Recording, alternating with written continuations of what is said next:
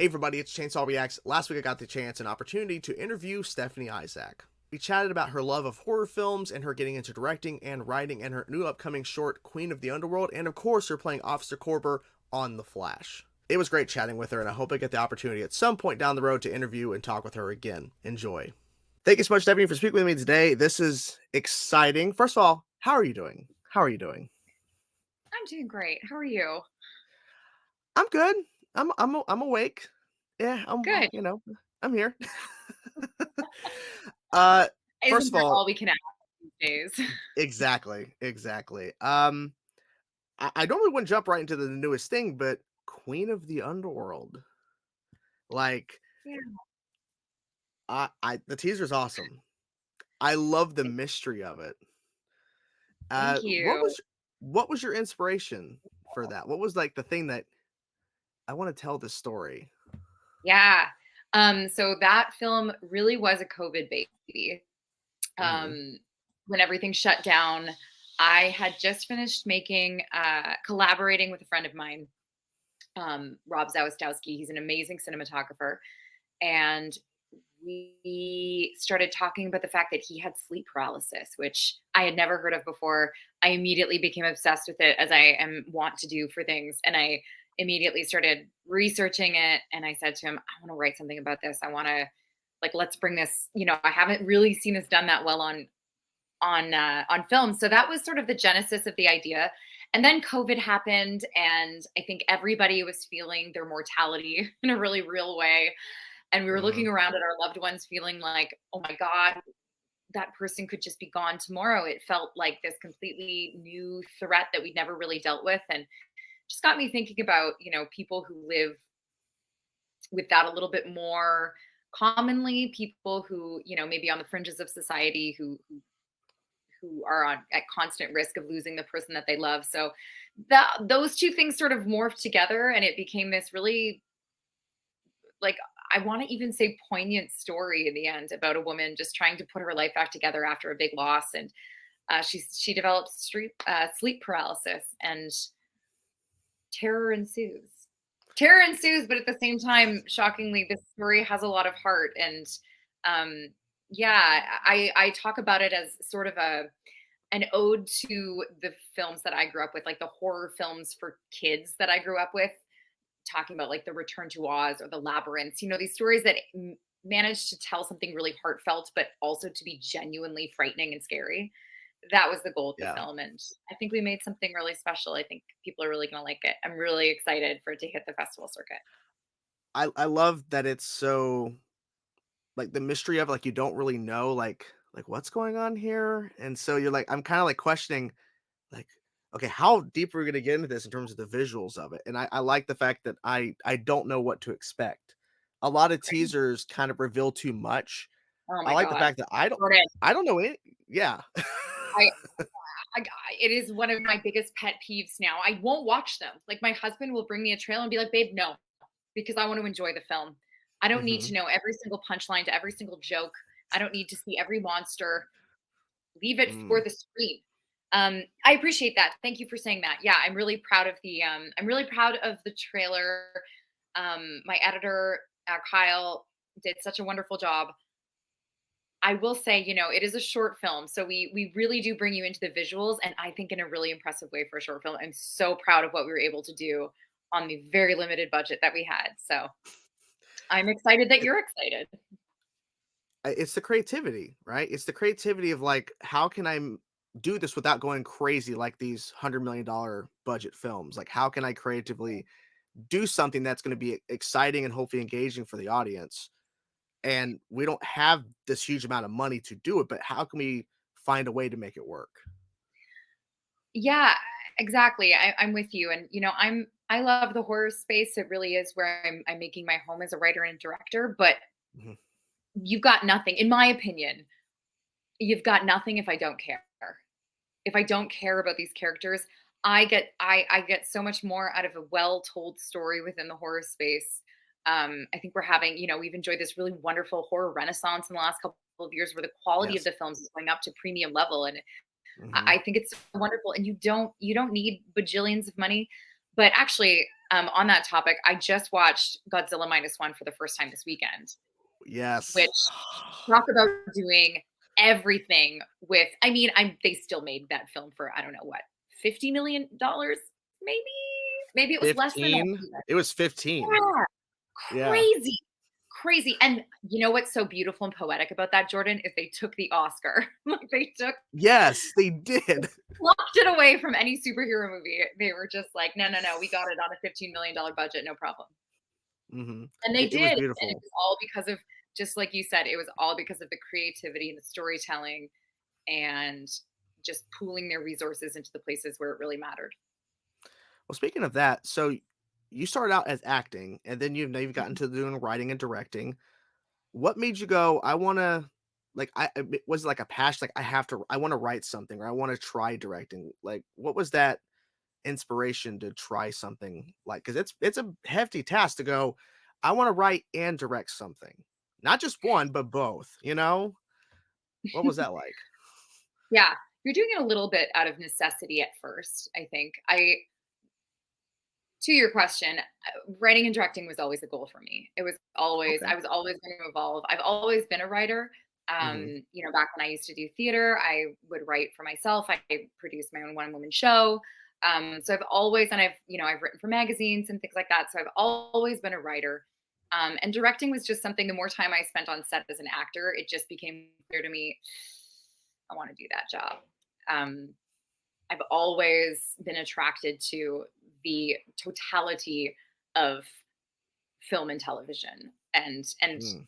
talking about it in a way that I don't know, I just, from my own behavior towards my own work, it became obvious to me, and quite frankly the people around me, they're like, Stephanie, I think you have to try directing. I think you have too many opinions.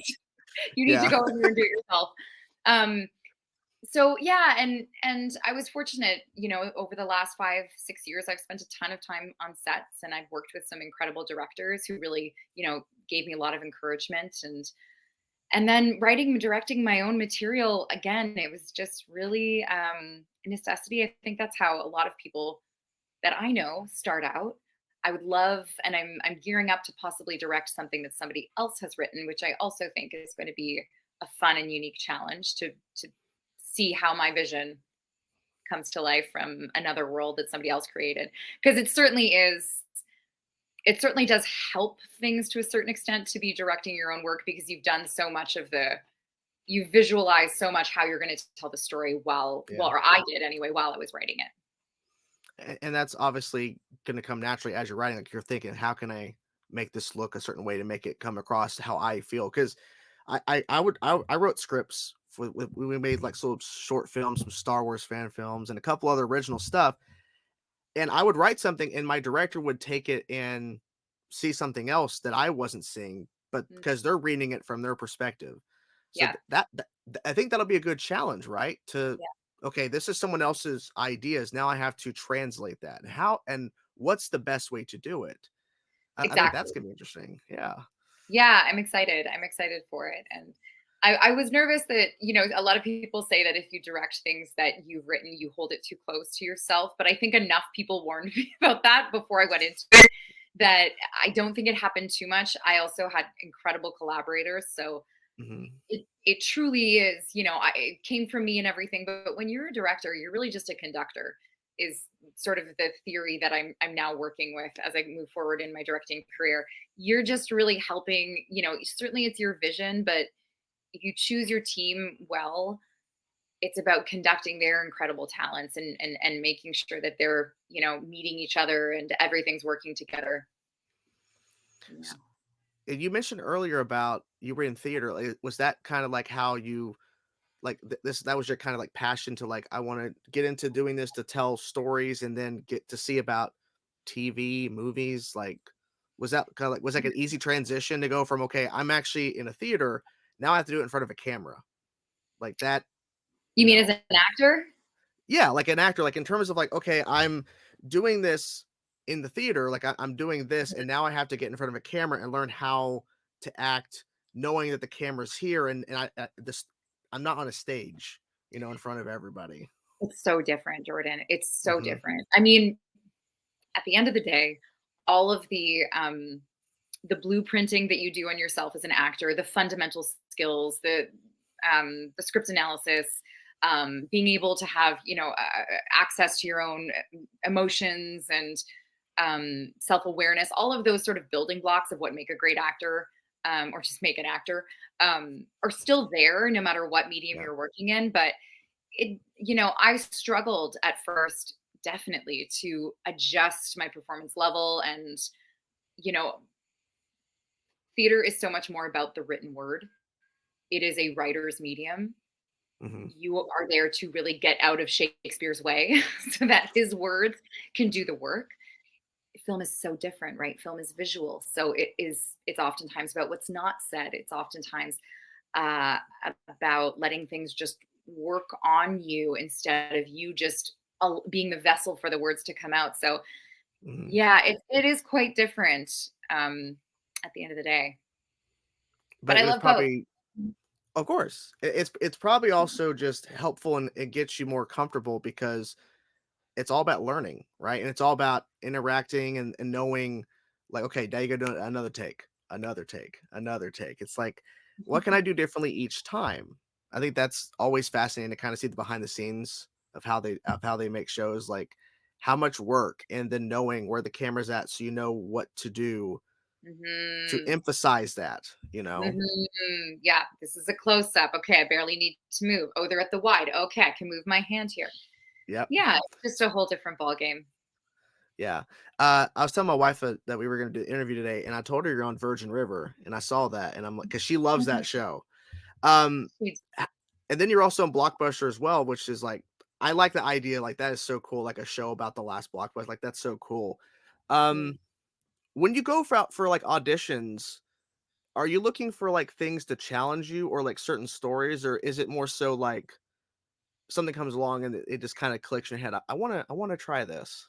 I want to go for I mean, this. you know, I'm not at a place really where I get to choose which roles I audition for. Hmm. More and more, none of us really are with the way that things are changing. We don't need to get into the dark side of the industry right now, Jordan. But yeah, I um but to your question, there are definitely auditions that come through. The second I read it, I know it's mine. And Hmm. honestly, most of the time I'm right. Sometimes I'm wrong, obviously. But Yeah. I mean, I had a really great feeling when I read the breakdown for Blockbuster and when I read the breakdown for Michelle in Virgin River. I There was something about both of those characters that I knew already lived in me. So and I really do feel like the way that the things that we ask of most actors, unless you're Meryl Streep, is that we really want to see your true essence come out. And I saw my true essence in both of those characters, so it felt like a no-brainer to me that I knew what I could bring to them and bring them alive. So yeah, I don't get to choose my own auditions, but definitely there are standouts that I feel an instant connection to. Have you ever been challenged with a character that you're like, "I don't know how to approach this," and maybe that's scary, or is it more so like, "I wanna take this challenge on because maybe I know how to approach it, but maybe I don't." And maybe that's actually good to, like, to have more of those skills, to learn more, to go, "How do I approach this character the way they want it?" And you ever Yeah, feel I that mean, way?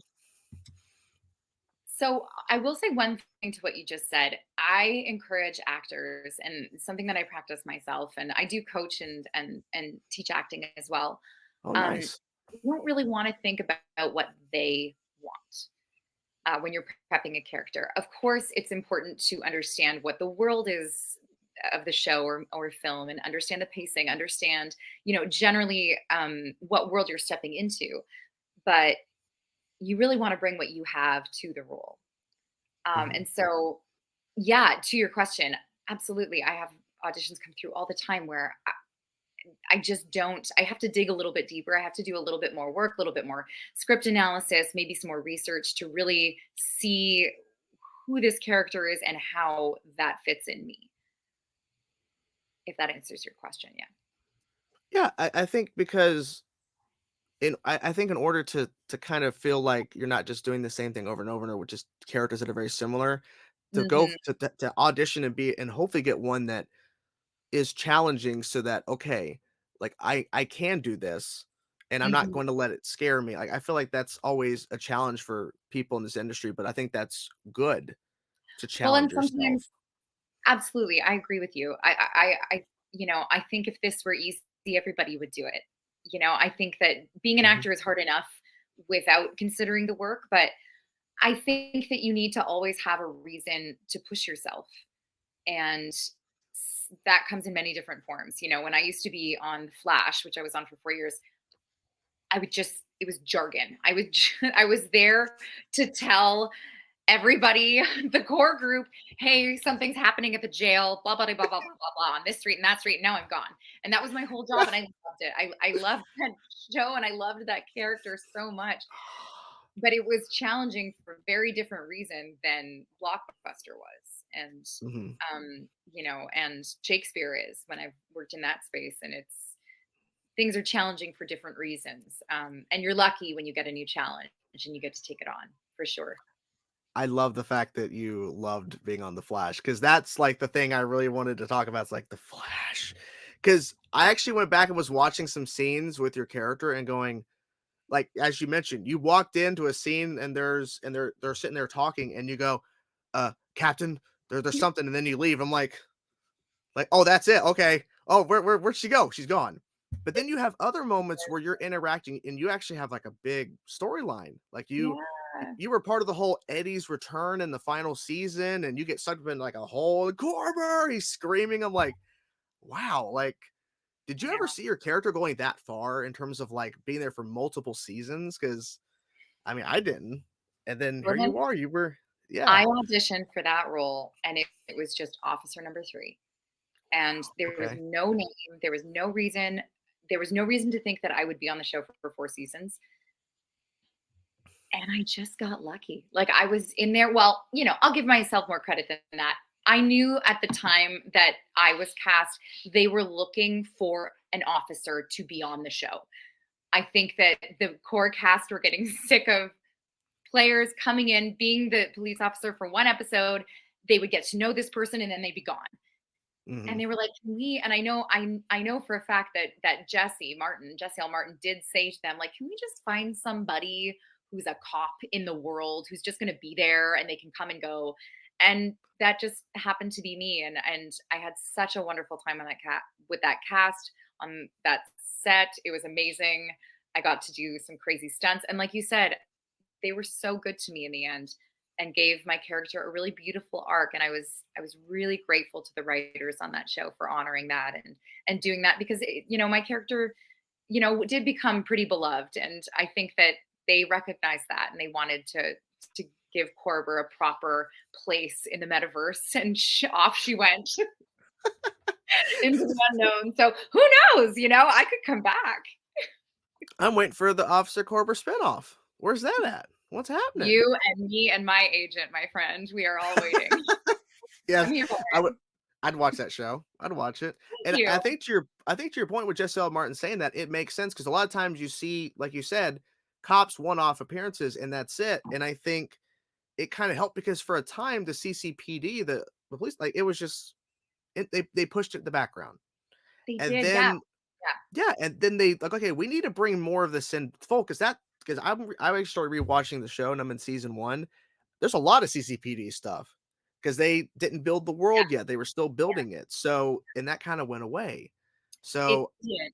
It it, veered it off for a couple of mhm, seasons, and then, yeah, in season, I think 6? No, yep. season Eh, 6. Yeah, we started coming back to it, and that's when I yeah, joined the cast. that's when Eric Wallace took over for showrunner, and I think he wanted to bring back some of the things that he remembered, like what made season one and like those first couple seasons like so special for people because like it built that. Like, so did you watch the show? I'm assuming you did before or I watched some of it. okay, okay, that's fine. That's fine. I Okay. watched a lot of it. I knew where all the characters were Okay. starting on my season. I did that Okay. research, and I watched quite a bit of it, but I won't say that I've watched every episode. Of 'Cause I course. I don't wanna mean, lie to friends. no, don't lie. No, no, no, no. No, that's for us to enjoy. And you go, okay, I have to learn. Because if you don't know, then you're just kind of just saying the lines. You don't know what the context is. You're just kind of like, okay. I'm just Yeah. saying that, like, yeah, that's so cool. That's so cool. I'm jealous. I want to be on. I wanted to be on the show. I wanted to be there. I'll be an officer number 3 or something. I'll just say, "Hey guys, there's something over there. Can you go do it?" I'll just be bye.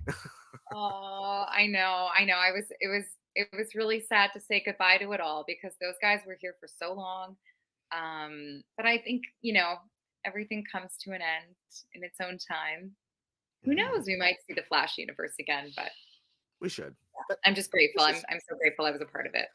yeah, it was great because I was like, we keep seeing this officer, and then and then you got all these big moments and stuff. It was really cool.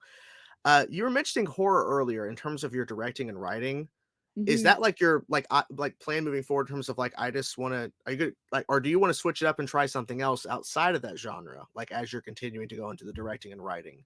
Um, Honestly, right now, all of the projects that I have on the go are all horror. Okay. Some iteration of horror. I really think that the definition and what we consider horror is really changing and evolving. Hmm. It's I'm just so happy to see it taking off as a genre and really finding subgenres and nuance within it. Yeah, that's sort of it. I've thought about writing things that are a little bit more dramatic or I'm not really a comedian. I do a lot of comedy, but I'm not really a comedy writer. Hmm. And I've always loved horror. Honestly, I grew up Catholic, so I grew up believing in ghosts, and that Okay. there was something out there always watching me. And Hmm. so I feel like I was predisposed to just ghost stories have always been my favorite thing in the entire world, Jordan. Like give me a ghost story anytime, Oh anywhere. yeah. It is my favorite thing, and it's just always what's attracted me. So, yeah, I'm not a horror. I'm not about a body count. I'm not into a body count. I'm into a tasteful, succinct body count if need be. Hmm. Um, but yeah, I'm definitely more into psychological horror. We're calling Queen of the Underworld a psychological ghost story. So I'm Okay. interested. Yeah, I'm interested in horror that has something to say. I'm interested in horror that, yeah, is I suppose about more than a body count. Because there's always something more. And I think the idea of like is like, hey, let's try to mix or like try to add more to than just horror. Like Mhm. good storytelling at the end of the day is a mixture of different tones and genres. Like a Yeah, lot of films nowadays, they're not categorized as one thing. Even yeah, TV shows, like, oh, I think The Bear is categorized as comedy or something, and it's exactly. apparently I know. yeah, I I know. don't I'm know. I watching just it, like, ah! If that's you've that's ever what I watched it, it's so traumatizing. yeah. Yeah, Well, I think you're right. I think you're right. I think that the genre bending, the genre bending, also a lot of gender bending happening now, which I love. yeah, yeah, But the yeah. genre bending is amazing. Like I think that stories grow and are benefited by taking the reins off of this is a drama, this is a straight up horror, this is why not? Why not push between the genres and because every genre sort of has its strength and its ability to tell a story. A film that I saw recently that I can't get out of my head is Men. Okay. Was what's his name? What was the director? Do you remember? Uh, off the top of my head, oof, I men, know, I love him. I can't remember. Alex. Anyway, men. he can. He did Where's it Civil at? War as well. Oh, Alex Garland. Alex Garland. Yes, Yeah, I yes, think that Alex Men Garland. is Yeah. such a great example of a film that you can't categorize it. Like it's because it pulls what horror does well and it pulls what drama does well and it pushes it all together and it has some magical realism in it and it's just like this surrealist film. It almost feels Ingmar Bergmanish at times and Mm, I to me that's the kind of stuff that really gets me excited. The films that pose a lot more questions than are sort of prescriptive or trying to tell you exactly what to think or how to feel. Um, yeah, I'm on a tangent, Jordan. Bring me back. no, no, it's okay. I like hearing your perspective because you're not just looking at it as an actor. You're looking at it as a director, a writer, and also like how do I how do I mesh these things together in terms of a good story? Because horror, as you were saying, it's had a renaissance, but there's been a lot of really bad horror movies, or at least they're not creative. That's a better way to put it. Right. And the story isn't really there because it's not about story. It's about, like I said, body count. There's not really a story to it. Yeah, and I think that there's So, a place for that as well, right? Like, there's definitely a place for pure oh yeah, entertainment. But I think that, as a filmmaker, you really have to ask yourself why, because it's not an easy path, and just like being an actor. So if for hmm me anyway, what I've found that, unless I can involve myself in stories that for me feel like they're serving a purpose by working so hard on them and putting them out into the world, and I have something to say with them. Um, hmm yeah, I mean, that's really what drives me. That's what gets me out of bed in the morning. Who knows how I'll feel down the road? Maybe I'll be directing a slasher with a giant body count in a year. I wouldn't say no in this economy. I wouldn't say no. why not? Like it's a challenge, right? It's something you weren't thinking of doing, and now, okay, how do I make this entertaining, but also maybe worth watching? Because there's a ton of those. There's a ton of them being made all the time. How do you make yours stand out besides unique, you know, kills? You know, that'd be Yeah, the question. yeah, When you're with you being a writer, do you constantly have ideas that just pop in your head and you have to write it down or else you forget? Like I have to yeah. keep this down because I'll forget. I have learned the hard way, Jordan, that I have to write things down pretty much as soon as they go into my mind, or I will forget it. Mm, Even if I'm in the middle of a run and an idea to figure out this plot point that I couldn't get comes into my brain, and I think, great, that's so brilliant. I will not forget that one. I will forget it. So I have to stop and put it in my phone immediately. I do have a little notepad beside my bed. I do that thing because sometimes, when you're sitting in bed and you're getting ready, for me anyway, when I'm getting ready to sleep, oftentimes somehow that's when my subconscious loves to just like throw a little thought up from the depths. So I'll jot things down there. I mean, I don't always have ideas, but I really believe that creativity comes in cycles. And mhm, I think that you have bursts of it. And, if you're working as a creative, you've got to grab onto those moments and make the most of mhm. it. And then, it'll winter for a while and it'll ebb, but then you'll get back in your flow. So I make a lot of notes when the ideas are coming, but sometimes I tell Yeah. you, my friend, they are not there. I mean, yeah, because you always have to keep track of it, about what's going on. Because like I'll forget Yeah. stuff too. Like I'll have an idea. Ooh, like I'm watching something. Ooh, that's a great idea. I forget. Well, I Like, think oh, I that, didn't mark it down. yeah, one thing that I do, actually, is if I have an idea for a film or a story that I want to tell, or worlds that I want to explore, I actually won't write it down. Usually, if it's brand new, I won't write it down right away. This is something that one of my instructors in school actually told me to do. One of my old writing teachers. Uh, if an idea keeps coming back to you, if it comes back maybe 3 times, then write it down, because then Okay. it's got some legs. Then that it's really living inside of you. And I still practice that, and oftentimes I will. I don't know who said this, but somebody said this at some time, that 50% of a writer's job is thinking. And it's true. You need mental space to think and ruminate and just let these ideas percolate inside of you. And Mhm, before often you're ready to write, like I'm slow. I work very slowly. It takes me a long time to get an idea out because I like to let things ruminate and move through me a lot. I like to do a lot of mhm, research. Before I really settle on, okay, now this is a story I'm going to commit myself to writing, because it's a lot once you take it on. So you want to make sure that it's really something that you have something to say about, and that it's something that you're passionate about. yeah, because if you just write down every single thing and you're like, "Okay, I gotta do this," and they're like, "Oh, it's probably let me go do Some this." Like, it's writers, too yeah, some do. I know some screenwriters, they will make challenge themselves to write down like 10 viable like ideas a day or something like that. Like people do. Everybody has their own system, but I yeah, I'm slow. I'm meticulous, I guess, with what I put my energy into. as long as you're ultimately happy at the end of the day, that's what really matters, right? That like, this is Always my working process towards and it it. works for me. Yeah. Yeah, Nice. yeah, yeah. Before we go, I do want to ask: is there anything upcoming after Queen of the Underworld? Like any ideas in percolating or just to see what happens next, or you're not really sure? Yeah, I mean, I definitely have some projects I'm working on. I'm co-writing a couple of things. I've got my own first feature film that I'm in the process of outlining. Um, but Okay. really, the focus over the next year is getting Queen of the Underworld out there and getting to some festivals. We're crossing our fingers that we're going to hear back soon about our world premieres. So we'll Oh, see when and where that's going to be. Um, yeah, but it's a writing year for me. I'm going to be writing a lot over the next year. well, that's great, and I cannot wait to hear more from Queen of the Underworld. I can't wait to see, like, I wanna see it. I wanna see it now, like, that's what I want. But I hope that everything goes well, because I mean, I love the teaser. I really hope that, win some awards, why not? Just win everything. Just Why go. not? Yeah, Thanks, Jordan, that's so sweet. Thank you so much.